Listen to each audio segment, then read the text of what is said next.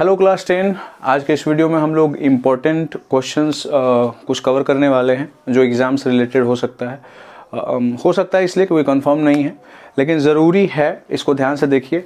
मैं हर एक टॉपिक पे एक एक वीडियो ऐसे ही बनाते चलूँगा और क्वेश्चन भी इस तरीके से बनते चलेगा, ठीक है।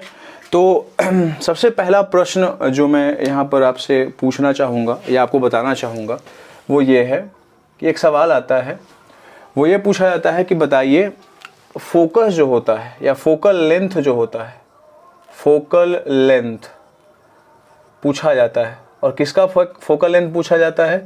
वो पूछा जाता है प्लेन मिरर का। तो यदि आपसे प्रश्न कर दे कि प्लेन मिरर का फोकल लेंथ क्या होता है, ये सवाल अगर आपको एग्जाम में आ जाए तो आपका जवाब क्या होगा?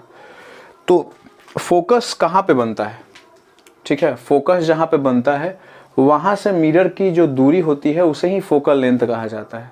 द डिस्टेंस बिटवीन मिरर, है ना, और ऑप्टिकल सेंटर या पोल आप जानते होंगे, वहाँ से फोकस के बीच की जो दूरी होती है, डिस्टेंस होता है, उसे क्या कहा जाता है? Focal length. तो फोकस जो बनता है कॉनकेव मिरर में आपने देखा है सामने बनता है, कॉन्वेक्स मिरर में पीछे बनता है, लेंस में कॉन्वेक्स लेंस में पीछे बनता है और कॉनकेव लेंस में आगे बनता है। वो हम आगे वीडियो में बताएंगे। लेकिन प्लेन मिरर में जो है वो कहाँ पर फोकस बनता है, ये अगर हम जानना चाहें तो इसके लिए एक पिक्चर बनाना होगा। और ये हो गया आपका पिक्चर। ये क्या है बताइए? आप देख के बता सकते हो, ये प्लेन मिरर है, ठीक है। और हम सभी जानते हैं कि फोकस किसे कहा जाता है? जब टू रेज जाके स्ट्राइक करती हैं मिरर को, है ना, या लेंस को, और आफ्टर रिफ्रैक्शन लेंस में और आफ्टर रिफ्लेक्शन किसमें? मिरर में, जहाँ पे मीट करती हैं वो कहलाता है क्या? आपका फोकस। लेकिन अगर हम इसमें रेज लेके आए ऐसे, यहाँ से ऐसे, तो बताइए क्या होगा? अगर ये 90 डिग्री पे आएगा, 90 डिग्री पे ही वापस लौट के आएगा। जैसे गया है वैसे ही आएगा, ठीक है, जैसे गया है वैसे ही आएगा, ठीक है। यदि हम कोई खास एंगल पे लेके जाएंगे, यहाँ खास एंगल से आएगा, है ना, angle of incident angle of reflection के बराबर। तो यहाँ पे आप देखोगे इंसिडेंट रे क्या है? पैरेलल है, और रिफ्लेक्टेड रे भी क्या है? पैरेलल है। और पैरेलल रेज जो होती हैं वो कहाँ पे मीट करती हैं? इन्फिनिटी पे मैच करती हैं, है ना। तो दो रेज जाकर के मीट कहाँ पे करेंगी? इन्फिनिटी पे। और फोकस कहाँ पे बनता है? जहाँ पे दो या दो से अधिक रेज जाकर मीट करती हैं। तो यहाँ पे कहाँ पे मीट कर रहे हैं? इन्फिनिटी पे। इसलिए फोकल लेंथ प्लेन मिरर का कैसा होता है? सवाल अगर पूछे तो आप आराम से बता सकते हो क्या होता है? इन्फिनिटी होता है। कोई तकलीफ नहीं हो रही होगी। दूसरा, पिक्चर से रिलेटेड आ सकता है क्वेश्चन, आपके दिमाग में होगा कि प्लेन मिरर में इमेज कैसे फॉर्म्ड होता है। ये आपको ऑलरेडी बताया जा चुका है। तो मान लीजिए ये प्लेन मिरर है और यहाँ पर एक ऑब्जेक्ट है जिसको पॉइंट से डिनोट कर रहा हूँ ए से। तो कैसे इसका इमेज फॉर्म्ड होगा? इमेज फॉर्म्ड होने के लिए कितने रेज चाहिए? कम से कम दो, अधिक भी कर सकते हैं, लेकिन कम से कम दो रेज जाके मीट करेगा तभी होगा। यहाँ से रेज ऐसे जाएंगी और बताइए वापस लौट के आ जाएंगी। बताइए ऐसा होगा या नहीं होगा? ठीक है, बिल्कुल होगा, ठीक है। उसके बाद अगला रेज अगर यहाँ से आके टकराती है, कहीं से भी हम टकरा सकते हैं, तो ये रूल ऑफ रिफ्लेक्शन फॉलो करेगा और यहाँ से ऐसे आ जाएगा और यहाँ पे क्या बन जाएगा? बताइए, नॉर्मल। गया, वापस लौट के आया, रूल ऑफ रिफ्लेक्शन फॉलो किया, 0 डिग्री पे गया है, 0 डिग्री पे आया है, ठीक है। यहां से गया है 30 पे, आया है 30 पे, मान लेते हैं 30 पे गया है, 30 पे आया है, आप कुछ भी मान सकते हैं, है ना। लेकिन आप देखोगे एक रेज इधर जा रही है लौट के और एक रेज इधर जा रही है लौट के, ये कभी भी मीट करेंगी? तो आपके मन में आ रहा होगा बिल्कुल मीट नहीं करेगी। और जब ये मीट नहीं करेगी तो इमेज आपका नहीं बनेगा। तो इमेज कैसे फिर बनता है इसमें?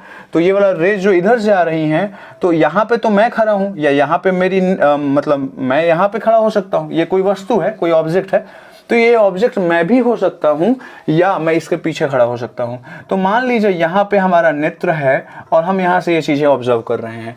तो ये रेज जो जाकर टकराई हैं इधर और वापस लौट के आई हैं हमारी आंखों में, हमें लगेगा कि ये रेज इधर कहीं से आ रही हैं, यहाँ से, ठीक है, ये रेज इधर पीछे से कहीं से आ रही हैं। उसी तरीके से ये वाला जो आंख है ना, इस आंख पे रेज जो है वो एक तरह से हम बता रहे हैं यहाँ से ऐसे जाकर के ऐसे जाएंगी, है ना। लेकिन लगेगा ये आंख सिर्फ इसके लिए नहीं काम करेगा, ये आंख जो है ये पूरा यहाँ पे ऐसे हम इसको कह सकते हैं, ऐसा हो जाएगा।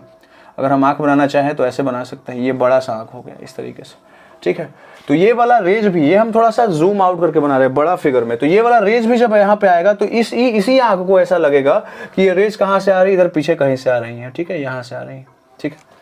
और जहां पे ये दोनों मीट करती हुई दिखेंगी, सीम्स टू बी मीट नहीं करती हैं, exactly seems to be meet, तो वहीं पे क्या बन जाता है, आपका इमेज बन जाता है। यहाँ पे आपका ऑब्जेक्ट है, इसको मैंने ओ से डिनोट किया है, यहाँ पे आपका इमेज बन गया है। तो इमेज फॉर्मेशन प्लेन मिरर में ऐसा होता है, आपके दिमाग में यही आ रहा होगा कि आंख तो बड़ा छोटा होता है, ऐसा कैसे, तो ये भी जो इमेज फॉर्मेशन होता है बहुत ही छोटे लेवल पे दिखाया जाता है, शो किया जाता है, लेकिन यहाँ पर आपको समझ में ही नहीं आएगा, उतना छोटा दिखाया जाएगा। तो बड़े लेवल पे करने पर ऐसा हो जाता है कि ये वाला रेज आपको लगता है कि ये आंखों से नहीं टकराएंगे, नहीं, हर एक तरह का रेज आपकी आंखों में आएंगी और उसे लगेगा कि वो पीछे कहीं से आ रही हैं और वहीं पर इमेज फॉर्म हो जाता है।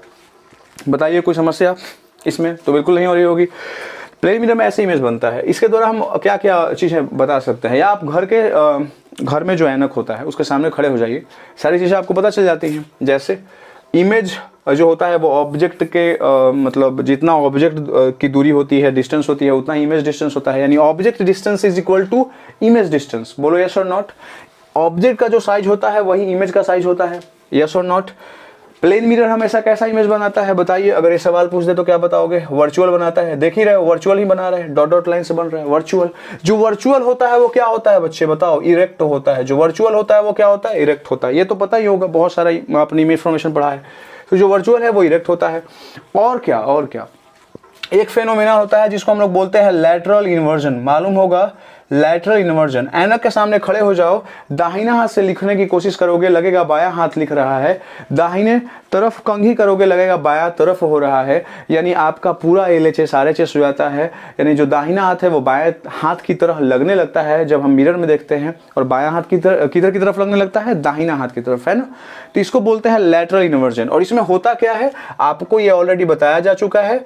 मान लीजिए यहाँ पर ऐसा एक प्लेन मिरर है, तो आपको ऑलरेडी बताया जा चुका है कि यदि इमेज ऐसा है, इधर एग्जैक्टली ऐसा है, इधर की तरफ अगर P है ये, तो जैसे ही आप इसमें देखोगे P क्या हो जाएगा? घूम जाएगा। P क्या हो जाएगा? घूम जाएगा। इधर था, घूम गया।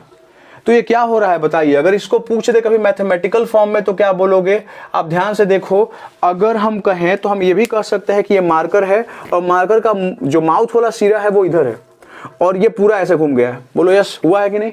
ये ऐसे था और ऐसे घूम गया है। P इधर की तरफ था, P इधर की तरफ हो गया। तो बताओ हुआ क्या है? ऐसे से ऐसे घूमने का मतलब क्या हुआ? कितना डिग्री घुमा है बताओ? आप बता सकते हो कि ये 180 डिग्री घुमा है, ठीक है। और 180 डिग्री किस पे घुमा है बताओ? दो एक्सिस होते हैं, एक होता है हॉरिजॉन्टल, एक होता है वर्टिकल। ये जो खड़ा वाला होता है इसको क्या बोलते हैं? वर्टिकल बोलते हैं। तो आप बोल सकते हो कि ये क्या है? वर्टिकली 180 डिग्री क्या हो जाता है? टर्न कर जाता है। और इसी को हम लोग क्या बोलते हैं? लैटरल इन्वर्जन कहते हैं।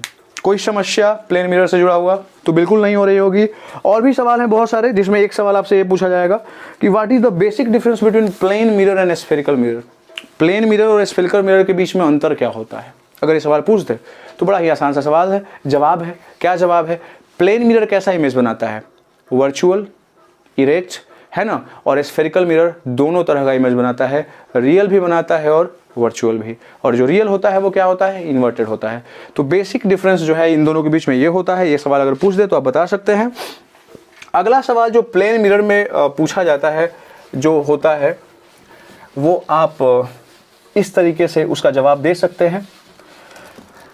आपको पूछा जाता है कि यदि आप बार्बर के यहाँ जाते हैं, ठीक है, अगर आप ब्यूटी पार्लर में जाते हैं, ठीक है, तो वहाँ पे दो ऐनक लगा हो रहता है किसी बार्बर के पास या किसी पार्लर में, है ना, जो महंगा वाला होता है उसमें एक आगे रहता है एक पीछे रहता है। पीछे वाला क्यों रहता है पता है? पीछे वाला इसलिए रहता है ताकि आप, है ना, पीछे जो हेयर कट हुआ है वो अच्छा हुआ है या नहीं ये आप बता सको। बोलो हाँ या ना।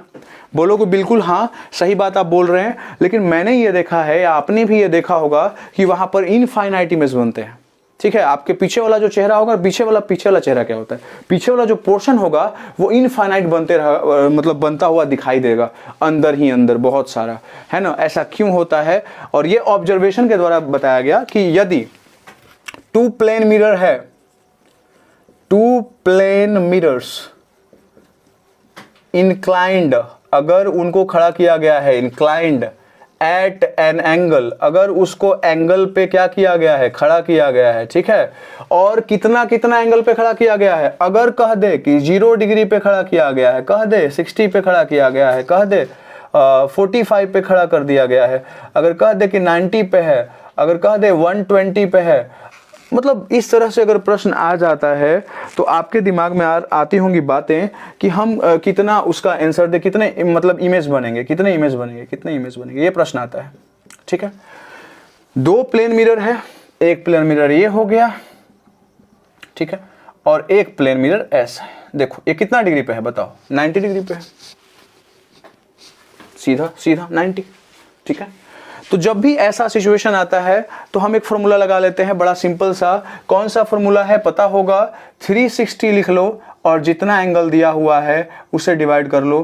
कितना है भाई, 0 है। 0 से 360 डिवाइड हो सकता है, नहीं हो सकता है। और 0 डिग्री में कैसा होता है बताओ, 0 डिग्री में अगर ये ऐसे है तो एक ऐसा होता है। बताओ इन दोनों के बीच में कितना इंक्लाइंड है, ये दोनों पैरेलल है, और पैरेलल है इसका मतलब कि एंगल इन दोनों के बीच में कितना है, 0 डिग्री। कितना है, 0 डिग्री। तो जब भी 0 डिग्री होगा, है ना, तो यहाँ पर आप बोल सकते हो कि ये हम कितना भी करें, इनफाइनाइट टाइम्स भी करेंगे तो ये 360 डिग्री आने वाला नहीं है, इसलिए यहाँ पर जो इमेज बनता है वो कैसा बनता है, इनफाइनाइट बनता है। और आपको क्लास में मैंने बता दिया है, क्लास में आपको मैंने बताया है कि इनफाइनाइट इमेज कैसे बनता है, ड्राइंग के साथ याद होगा आपको, तो वो बताने की ज़रूरत अब नहीं है। आप आराम से ये बता सकते हो कि 0 डिग्री, ये देखो हम नॉर्मली क्या पढ़े हैं कि पैरेलल रहेगा तो बनता है इनफाइनाइट इमेज, लेकिन यहाँ 0 डिग्री बोल देगा तो समस्या आ जाएगी। आप सोचने लगोगे क्या 0 डिग्री पे 0 बनेगा, 1 बनेगा, क्या बनेगा, इनफाइनाइट ही होता है। 0 का मतलब भी इनफाइनाइट।